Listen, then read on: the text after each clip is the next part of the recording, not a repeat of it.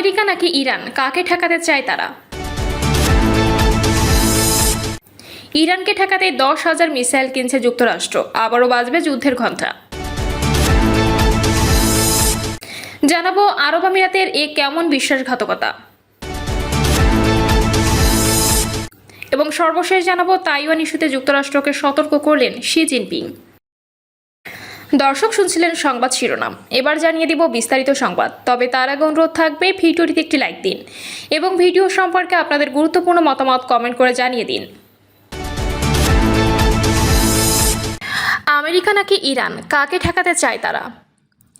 America ও Israeli জোটের বিরুদ্ধে ইরানের যুদ্ধে ধ্বংসস্তূপের মধ্যে মধ্যপ্রাচ্যে একটি নতুন 4 দেশীয় প্রতিরক্ষা জোট দানা পাচ্ছে। বর্তমান পরিবর্তিত ভূরাজনৈতিক পরিস্থিতিতে সমমনা দেশগুলোকে নিয়ে জোট করার প্রয়োজনীয়তা অনুভব করছে মুসলিম দেশগুলো।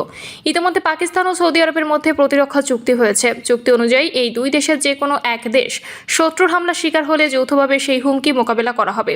এবার পাকিস্তান ও সৌদির এই জোটে প্রবেশ করার পরিকল্পনা করেছে দুই প্রভাবশালী মুসলিম দেশ, তুরস্ক ও কাতার। আর এটি সফল হবে এই 4 মুসলিম দেশের উপর চোখ তুলে তাকানোর সাহস করবে না কোনো দেশ। গত সোমবার রাতে একটি স্থানীয় টেলিভিশন অনুষ্ঠানে এই জোটে তুরস্ক ও কাতারে যোগ দেওয়ার সম্ভাবনার কথা জানান পাকিস্তানের প্রতিরক্ষা মন্ত্রী হাজা আসিফ।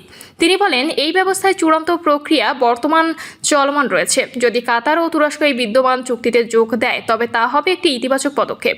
বিশেষজ্ঞরা বলছেন, এই 4 মুসলিম দেশ প্রতিরক্ষা জোট করলে সৌদি আরব ও কাতারের বিপুল অর্থ সম্পদ, তুরস্কের উন্নত প্রতিরক্ষা প্রযুক্তি এবং পাকিস্তানের পারমাণবিক সক্ষমতা, এই তিনের সমন্বয়ে পুরো অঞ্চলের নিরাপত্তার মানচিত্র বদলে দিতে পারে।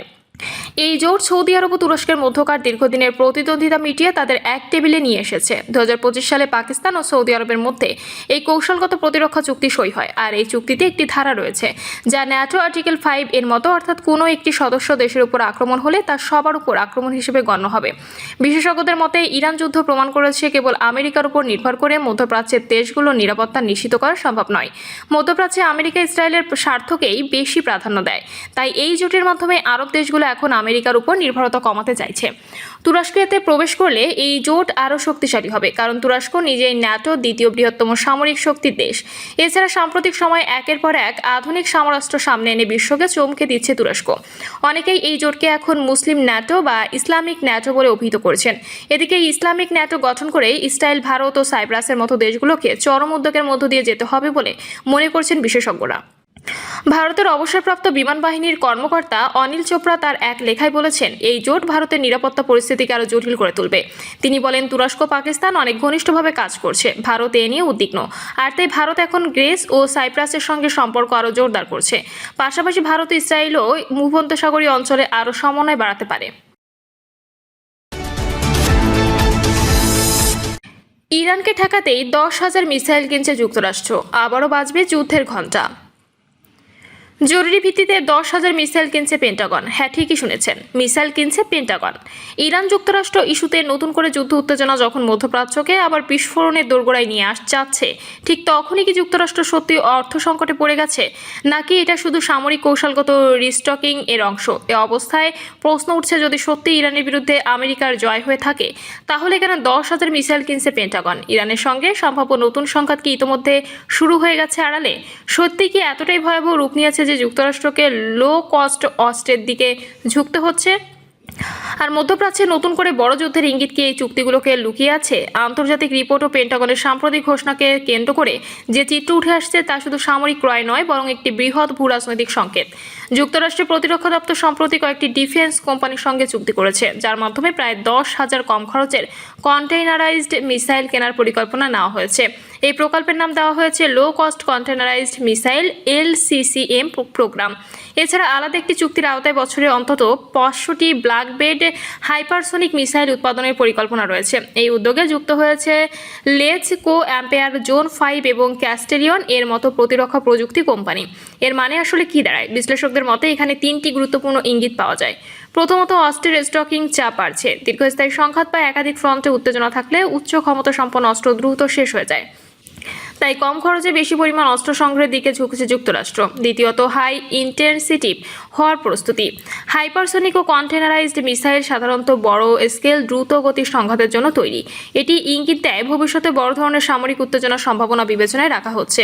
এবং সবশেষ, ইরান যুক্তরাষ্ট্র উত্তেজনা, আঞ্চলিক প্রক্সি যুদ্ধ এবং ইসরায়েল আরব রাষ্ট্রগুলোর জটিল সম্পর্ক সবই মিলিয়ে এই অঞ্চলের সংঘাতের ঝুঁকি আগের চেয়ে বেশি বলে মনে করছে বিশ্লেষকরা।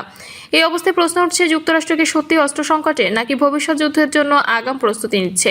ইরানকে ঘিরে কি নতুন কোনো বড় সংঘাতের মঞ্চ তৈরি হচ্ছে? আর এই লো কস্ট মিসাইল রেফুলেশন কি যুদ্ধকে আরও সহজ ও দ্রুত করে তুলবে?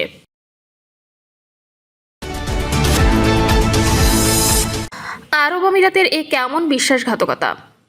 মধ্যপ্রাচ্যের রাজনীতির মানচিত্র এক নজিরবিহীন উত্তেজনার মধ্যেই যেন বড়সড় এক বোমা ফাটালেন ইসরায়েল। প্রধানমন্ত্রী বেনিয়ামিন নেতানিয়াহু ইরান যুদ্ধের সবচেয়ে সংকটময় মুহূর্তে তিনি গোপনে সংযুক্ত আরব আমিরাত সফর করেছেন বলে দাবি করেছেন ইসরায়েল প্রধানমন্ত্রী দপ্তর। বুধবার রাতে প্রকাশিত এক আনুষ্ঠানিক বিবৃতিতে জানানো হয়েছে, এই গোপন সফরের মধ্য দিয়ে ইসরায়েল ও আমিরাতের দ্বিপাক্ষিক সম্পর্কের ক্ষেত্রে এক ঐতিহাসিক ও কৌশলগত অগ্রগতির সূচনা হয়েছে। রয়টার্সের চাঞ্চল্যকর তথ্য অনুযায়ী গত 26শে মার্চ ওমান সীমান্তবর্তী মরু শহর আলাইনে এই গোপন বৈঠকটি অনুষ্ঠিত হয়, যেখানে নেতানিয়াহু আমিরাতের প্রেসিডেন্ট শেখ মোহাম্মদ বিন জায়েদ আল নাহিয়ানের সঙ্গে কয়েক ঘণ্টার রুদ্ধদ্বার বৈঠক করেন। যুদ্ধের সেই উত্তাল সময়ে দুই দেশের সর্বোচ্চ নেতার এই সাক্ষাৎ বিশ্ব রাজনীতিতে এক নতুন সমীকরণের ইঙ্গিত দিচ্ছে। তবে শুধু নেতানিয়াহুই নন, যুদ্ধের রণকৌশল ঠিক করতে ইসরায়েলি গোয়েন্দা সংস্থা মুসাদের প্রধান ডেভিড বার্নিয়াও অন্তত দুইবার আমিরাত সফর করেছেন বলে জানা গেছে। সামরিক পদক্ষেপগুলো যাতে নিখুঁতভাবে সমন্বয় করা যায় সেজন্যই এই উচ্চ পর্যায়ে গোপন আনাগোড়া চলছিল। প্রভাবশালী সংবাদ মাধ্যম দ্য গার্ডিয়ান এই ঘটনাকে পশ্চিম এশিয়ার এক শক্তিশালী জোটের মাইল ফলক হিসেবে অভিহিত করেছেন। ইসরায়েলে নিযুক্ত মার্কিন রাষ্ট্রদূত মাইকা কাবির বক্তব্য এই জোটের গভীরভাবে আরও স্পষ্ট করে তুলেছে। তিনি জানিয়েছেন, যুদ্ধের সময় ইসরায়েল তার অত্যাধুনিক আর্ডম প্রতিরক্ষা ব্যবস্থা নিয়ে আমিরাতকে সুরক্ষা দিয়েছে। শুধু প্রযুক্তি নয়, সেই আকাশ প্রতিরক্ষা ব্যবস্থা পরিচালনার জন্য ইসরায়েলের সামরিক বিশেষজ্ঞদের আমিরাত পাঠানো হয়েছিল। হাকাবি এই সম্পর্কে অসাধারণ বলে বর্ণনা করেছেন। এত সব দাবির ভিড়ে সংযুক্ত আরব আমিরাত অবশ্য পুরো বিষয়টিকে সরাসরি অস্বীকার করেছেন। আমিরাতের পররাষ্ট্র মন্ত্রণালয় থেকে বলা হয়েছে, নেতানিয়াহু সফরে এই খবরটি সম্পূর্ণ ভিত্তিহীন। তবে কূটনৈতিক মহলে গুঞ্জন রয়েছে যে পর্দার আড়ালে সম্পর্ক এতটাই ঘনিষ্ঠ হয়েছে যে আমিরাত ও ইরানের তেল স্থাপনা শোধনাগারে গোপনে পাল্টা হামলা চালিয়েছে। বিশ্লেষকরা বলছেন, 2020 সালে আব্রাহাম অ্যাকোর্ডের পর থেকে আমিরাত ও ইসরায়েলের এই ঘনিষ্ঠতা এখন এক পূর্ণাঙ্গ সামরিক জোটে রূপ নিয়েছে।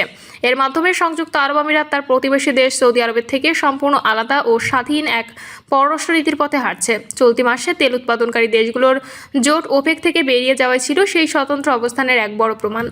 ইসরায়েল ও আমিরাত উভয় দেশই বর্তমানে ডোনাল্ড ট্রাম্প প্রশাসনের অত্যন্ত ঘনিষ্ঠ মিত্র হিসেবে পরিচিত। ইরান যুদ্ধের প্রেক্ষাপটে এই সম্পর্ক নতুন উচ্চতায় পৌঁছেছে। যদিও দুই দেশের আন্তর্জাতিক মহলে যুদ্ধাপরাধ ও মানবাধিকার লঙ্ঘনের অভিযোগ চরম সমালোচনার মুখে রয়েছে। বিশেষ করে গাজায় গণহত্যার অভিযোগে নেতানিয়াহুর বিরুদ্ধে আন্তর্জাতিক আদালতের গ্রেপ্তারি পরোয়ানা এখন বিশ্বজুড়ে আলোচনার কেন্দ্রে। অন্যদিকে সুদানের গৃহযুদ্ধে নৃশংসতা লিপ্ত একটি বাহিনীকে অস্ত্র সরবরাহের অভিযোগে অভিযুক্ত করেছে আমিরাত। শত সমালোচনা আর আইনি বিতর্কের মধ্যে এই দুই দেশের রহস্যময় সামরিক ও রাজনৈতিক জোট মধ্যপ্রাচ্যের স্থিতিশীলতাকে কোন দিকে নিয়ে যায় সেটি এখন দেখার বিষয়। এক মহাযুদ্ধের দামামার মাঝে যেন রচিত হচ্ছে মরুভূমির এক নতুন ও জটিল রাজনৈতিক মহাকাব্য। প্রিয় দর্শক, এই ছিল এখনকার সর্বশেষ সংবাদ। আপডেট সব সংবাদ পেতে চ্যানেলটি সাবস্ক্রাইব করে বেল আইকনটি ক্লিক করে রাখুন।